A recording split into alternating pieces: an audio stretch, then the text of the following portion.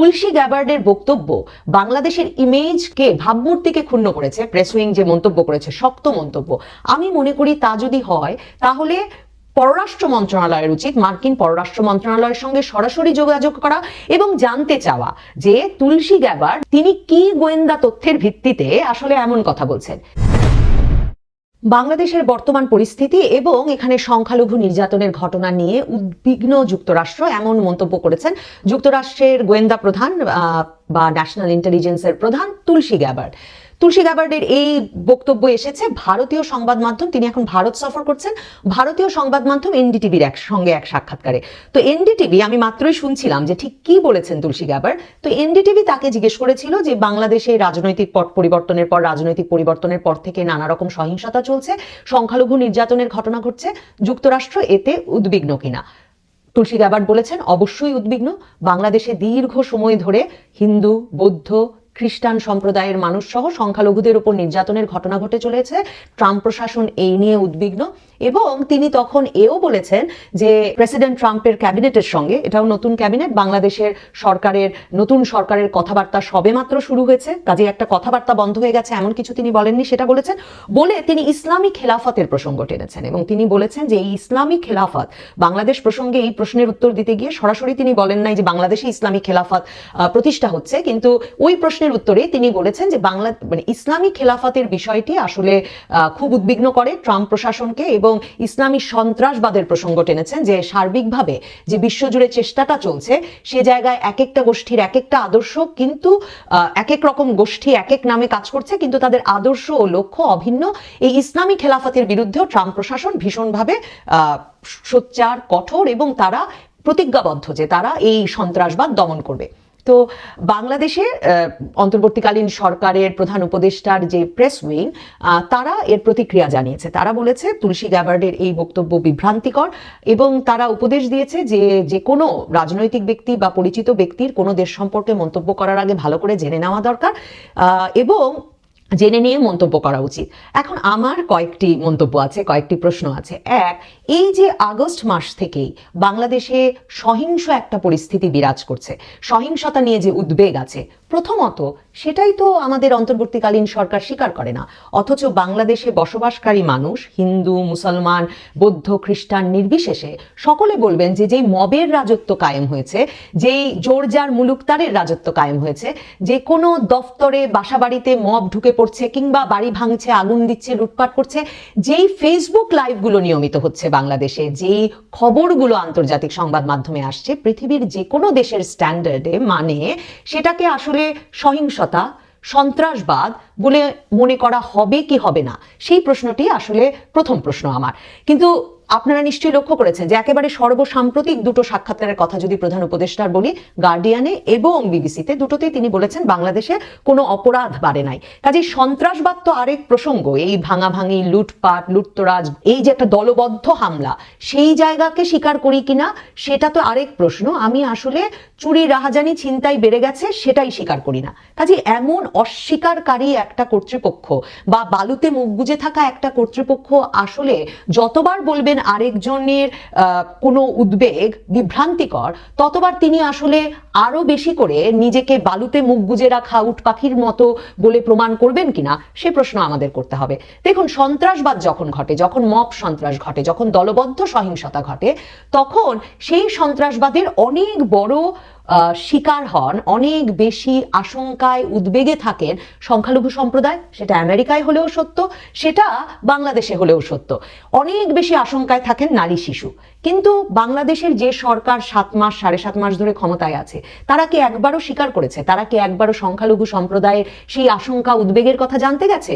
বরং তারা বরাবর তাদের বিবৃতি, বক্তৃতায় বলে এসেছে যে সংখ্যালঘু সম্প্রদায়ের উপরে এই হামলা আসলে রাজনৈতিক প্রতিহিংসার হামলাই বটে। তার মানে ধরেই নিয়েছেন যে হিন্দু মানেই, বৌদ্ধ মানেই, খ্রিস্টান মানেই আওয়ামী লীগ সমর্থক ছিল।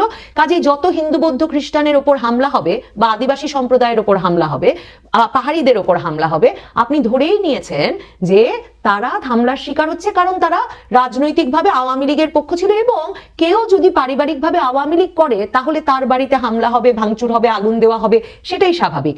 এরকম একটা ন্যারেটিভ যখন দাঁড়িয়ে যায় তখন আসলে আশঙ্কার পরিবেশ বাড়ে, এবং অন্য দেশগুলো যারা বাইরে থেকে আপনাকে দেখছে তারা আসলে এই বিষয়গুলোকে সরকারি যে ব্যাখ্যা সেটাকে খুব স্বাভাবিকভাবে নেয় না। আমি মনে করি তুলসী গ্যাবার্ডের বক্তব্য বাংলাদেশের ইমেজকে, ভাবমূর্তিকে ক্ষুণ্ণ করেছে। প্রেস উইং যে মন্তব্য করেছে, শক্ত মন্তব্য, আমি মনে করি তা যদি হয় তাহলে পররাষ্ট্র মন্ত্রণালয়ের উচিত মার্কিন পররাষ্ট্র মন্ত্রণালয়ের সঙ্গে সরাসরি যোগাযোগ করা এবং জানতে চাওয়া যে তুলসী গ্যাবার্ড মার্কিন গোয়েন্দা সংস্থার প্রধান, মার্কিন গোয়েন্দা দফতরের প্রধান, তিনি কি গোয়েন্দা তথ্যের ভিত্তিতে আসলে এমন কথা বলছেন। কিন্তু সত্যি কি বাংলাদেশে সন্ত্রাসবাদের উত্থান এই কথা বলতে গোয়েন্দা তথ্যের দরকার আছে? বাংলাদেশে ইসলামী সন্ত্রাসবাদের আশঙ্কা, সেই কথাটি, এই আশঙ্কার কথা বলতে, সেটা জানতে কি আসলে বিরাট মার্কিন গোয়েন্দা তথ্যের দরকার আছে? আমরা আগস্ট মাসের পর 7ই আগস্ট থেকে দেখেছি হিজবুত তাহরির পৃথিবীর বহু দেশে এই ইসলামী খিলাফত প্রতিষ্ঠার জন্য, যারা নির্বাচনে বিশ্বাস করে না, গণতন্ত্রে বিশ্বাস করে না, ইসলামী শাসন এবং ইসলামী শাসনের সংবিধান কায়েম করতে চায়, তারা বাংলাদেশে 7ই আগস্টের পরে প্রকাশ্যে বেরিয়ে এলো, সারা বাংলাদেশে বড় বড় মিছিল করলো, সমাবেশ করলো, রাজধানী ঢাকা সহ সারা দেশে তাদের পোস্টার দেখা যেতে শুরু করলো। সেই হিজবুত তাহরির দুজন এসে, মানে একজন মুখপাত্র এসে সংবাদ মাধ্যমের সঙ্গে সাক্ষাৎকার দিতে থাকলো এবং বলতে থাকলো বাংলাদেশের প্রাইভেট বিশ্ববিদ্যালয় সহ পাবলিক প্রাইভেট সকল বিশ্ববিদ্যালয়ে তাদের একটা পলিটিক্যাল অ্যান্ড ইন্টেলেকচুয়াল ফোর্স আছে, এবং তারা বলল যে যখন সরকার নিষেধাজ্ঞা তুলে নেবে তখন তারা তাদের নাম প্রকাশ করবে। এখন সরকার কার কোনো পশ্চিমা দেশের চাপে না কি কারণে জানি না মার্চের শুরু থেকে হঠাৎই বলা শুরু করলো ডিএমপির মাধ্যমে, ঢাকা মেট্রোপলিটন পুলিশের মাধ্যমে, যে তারা কিন্তু কোনো সভা সমাবেশ করতে দেবে না হিজবুত তাহরিরকে। এই পরিস্থিতিতে 7ই মার্চ বাংলাদেশে মার্চ ফর খিলাফত অনুষ্ঠিত হলো। আন্তর্জাতিকভাবে এই খিলাফত প্রতিষ্ঠার আন্দোলনের সঙ্গে জড়িত আন্তর্জাতিক সংস্থা হিজবুত তাহরিরের নেতৃত্বে ঢাকা শহরে মার্চ ফর খিলাফত হলো। তো এই মার্চ ফর খিলাফত পুলিশ ছত্রভঙ্গ করলো, কয়েকজনকে গ্রেফতারও করা হয়েছে এর মধ্যে।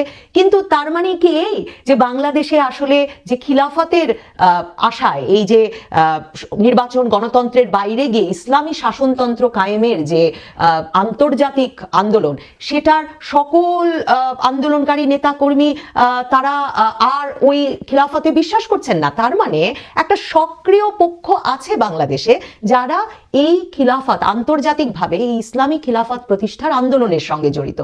সরকার সে বিষয়গুলোতে উদ্বেগ প্রকাশ না করে, সরকার সে বিষয়গুলো তারা খতিয়ে দেখছে, বাংলাদেশ যাতে এর একটা গ্রাউন্ড হিসেবে ব্যবহৃত হতে না পারে সে বিষয়টি তারা গুরুত্বের সঙ্গে দেখছে, সেটা না দেখে যে কেউ যে কোনো সমালোচনা বা উদ্বেগ প্রকাশ করলেই যদি বলতে থাকি আমার আভ্যন্তরীণ ব্যাপার, বিভ্রান্তি ছড়ানো যাবে না, ভাবমূর্তি ক্ষুণ্ণ করা যাবে না, এটা আসলে সম্পর্ক রক্ষা, আন্তর্জাতিক সম্পর্ক রক্ষার কোনো উদাহরণ বা কোনো ভালো দিক নয়।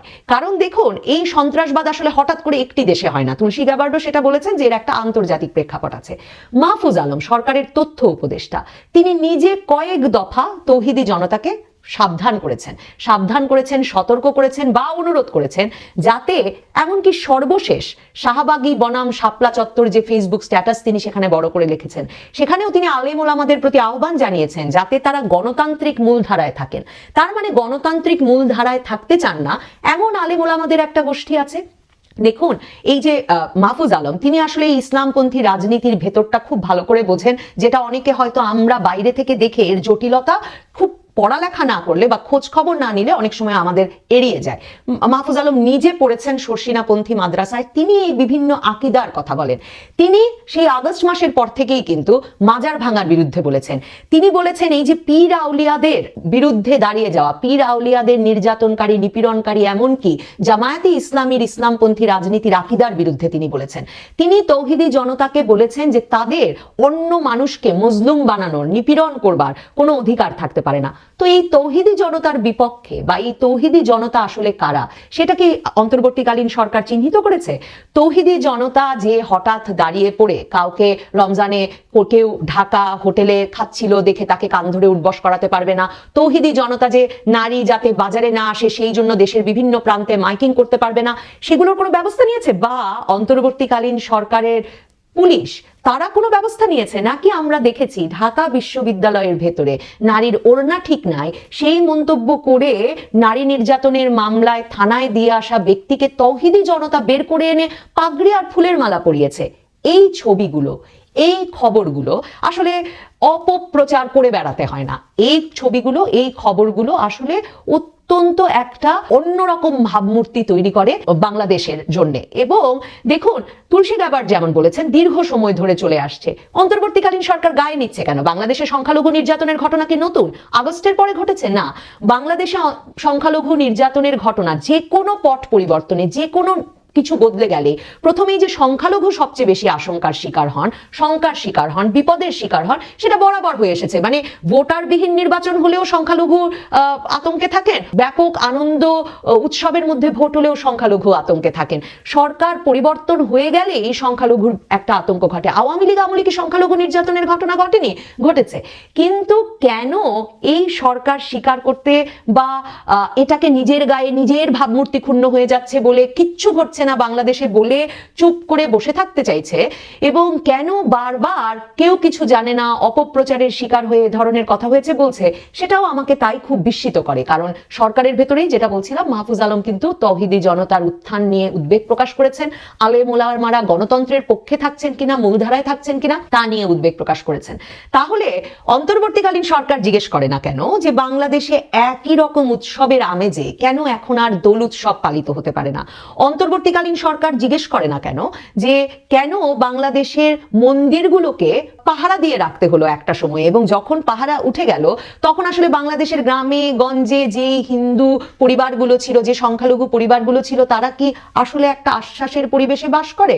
বাংলাদেশের অন্তর্বর্তীকালীন সরকার শহরের মেয়েদের কেন জিজ্ঞেস করে না, শহরে কর্মজীবী মেয়েদের, তাদের বাড়ির নারীদের কেন জিজ্ঞেস করে না যে বাংলাদেশে নারীরা একরকমের তাদের পোশাক, তাদের কখন বের হওয়া উচিত, তাদের কিভাবে চলাফেরা করা উচিত, এই প্রত্যেকটা বিষয় নিয়ে একটা নতুন আতঙ্কের শিকার হয়েছেন কিনা? মানে আপনি যদি মনে করেন যে বাংলাদেশে একেবারে কোনো, ওই যে ডক্টর ইউনূসের মতো অপরাধ বাড়েনি, আপনি সংখ্যালঘু নির্যাতনকে বলবেন সেটা রাজনৈতিক প্রতিহিংসা, আপনি সহিংসতার ঘটনাকে বলবেন রাজনৈতিক প্রতিশোধ, মানুষের ক্ষোভ, এই সংজ্ঞাগুলো আসলে আন্তর্জাতিক সংজ্ঞায় গৃহীত হয় না। এবং তুলসী গ্যাবার্ড মার্কিন গোয়েন্দা সংস্থার প্রধান একথা বলার পর আমি আবারও বলছি, আমি মনে করি, আমি ধারণা করি আপনাদের অনেকেও মনে করে, বাংলাদেশের পররাষ্ট্র মন্ত্রণালয়ের জিজ্ঞেস করা উচিত কোন তথ্যের ভিত্তিতে তিনি এমন কথা বললেন। এবং বাংলাদেশে যে ইসলামী খিলাফতের আন্দোলনকে আমরা বেরিয়ে আসতে দেখলাম, বাংলাদেশে যে মার্চ ফর খিলাফত আমরা প্রকাশ্যে হতে দেখলাম, এবং আগস্ট থেকে মার্চ 7 মাস ধরে আমরা যে খিলাফত আন্দোলনকে প্রকাশ্যে আন্দোলন করতে দেখলাম, সরকার সে বিষয়ে কি করছে? এবং হিজবুত তাহরিরের মতো সংগঠনগুলো যে বলছে যে তারা জুলাই আগস্ট আন্দোলনে যেমন সক্রিয় ছিল, তারা ভীষণভাবে সক্রিয় বাংলাদেশের বিভিন্ন শিক্ষা প্রতিষ্ঠানে এবং সামাজিক সাংস্কৃতিক রাজনৈতিক প্রতিষ্ঠানে, তারা কোথায় সক্রিয় সে কাজটা আমার মনে হয় আন্তর্জাতিক সন্ত্রাসবাদের যে প্রতিহত করবার যে নেটওয়ার্ক, যে গোয়েন্দা তথ্য বিনিময়ের যে জায়গা, সেই জায়গাগুলোতে সেগুলো স্পষ্টভাবে হওয়া উচিত। না হলে আসলে এই যে প্রেস উইং এর এসব বক্তব্য, এই বক্তব্যগুলো রীতিমতো রাজনৈতিক বক্তব্যের মতো ঠেকে, এবং এই রাজনৈতিক বক্তব্য আসলে বাংলাদেশের মানুষকেও আশ্বস্ত করতে পারে না। যে দেশে নারী ভয়ে থাকে, যে দেশে সংখ্যালঘু আশঙ্কার মধ্যে থাকে, তার উৎসব অনুষ্ঠান যথাযথ আনন্দে পালন করতে পারে না, যে দেশে সংখ্যালঘু দেখে তার উপর আক্রমণকে রাজনৈতিক প্রতিশোধ হিসেবে দেখা হয়, যে দেশে পাহাড়ি জনগোষ্ঠী, ক্ষুদ্র নিগোষ্ঠীর জনগোষ্ঠী বেরিয়ে এলে তাদেরকে হয় পুলিশি প্রহরায় ছাত্ররা পেটায়, না হলে পরদিন পুলিশ পেটায়, সেই অবস্থায় আসলে নির্যাতন সহিংসতার ঘটনা ঘটছে না, সবই বিভ্রান্তিকর, সবই অপপ্রচার, এই ধরনের কথা গ্রহণযোগ্য হয় না। কাজেই তুলসী গ্যাবার্ডের এই বক্তব্য খুব গুরুত্বের সঙ্গে দেখবার আছে। তার মানে আন্তর্জাতিকভাবে বাংলাদেশকে ইসলামী সন্ত্রাসবাদের সঙ্গে যুক্ত একটি দেশ বলে ভাবার যে আশঙ্কা তৈরি হয়েছে সেটি প্রতিহত করা আসলে আনুষ্ঠানিকভাবে বাংলাদেশ সরকারের কাজ, এবং তা করতে হলে বাংলাদেশ সরকারকে স্বীকার করতে হবে আশঙ্কা আছে, বাংলাদেশ সরকারকে ব্যবস্থা নিতে হবে।